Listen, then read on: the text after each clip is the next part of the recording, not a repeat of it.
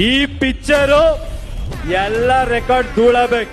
March 19 ಇದು ಕೇವಲ release ದಿನವಲ್ಲ, ಇದು ಕನ್ನಡಿಗರ ಶಕ್ತಿಯ ಪ್ರದರ್ಶನ.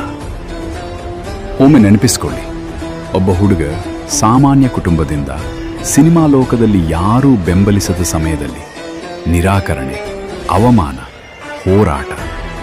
ಆದರೂ ಒಂದು ಕನಸು, ಕನ್ನಡ ಇಂಡಸ್ಟ್ರಿ ಜಗತ್ತಿನ ಮಟ್ಟದಲ್ಲಿ ನಿಲ್ಲಬೇಕು. ಆ ಕನಸಿಗಾಗಿ ವರ್ಷಗಳ ಕಾಲ ಹೋರಾಡಿದವನು.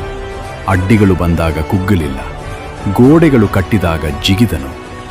ಅವನೇ ನಮ್ಮ ಯಶ್. ಈಗ ಮತ್ತೆ ಒಂದು ದೊಡ್ಡ ಕ್ಲಾಶ್. ಅಡ್ಡಿಗಳು ಇರ್ಬೋದು, ಆದರೆ ಕನ್ನಡಿಗರ ಒಗ್ಗಟ್ಟು ಮುಂದೆ ಯಾವುದೇ ಗೋಡೆ ನಿಲ್ಲೋದಿಲ್ಲ. ಅವರು ಒಬ್ಬರಿಗಾಗಿ ಹೋರಾಡಲಿಲ್ಲ, ಸಂಪೂರ್ಣ ಕನ್ನಡದ ಗೌರವಕ್ಕಾಗಿ ಹೋರಾಡಿದರು. ಈಗ ಸಮಯ ನಮ್ಮದು.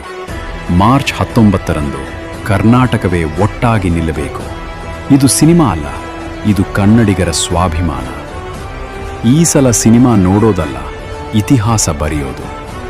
ಇದು ಸಿನಿಮಾ ಅಲ್ಲ, ಇದು ಕನ್ನಡಿಗರ ಉತ್ತರ. ಜೈ ಕರ್ನಾಟಕ, ಜೈ ಟಾಕ್ಸಿಕ್.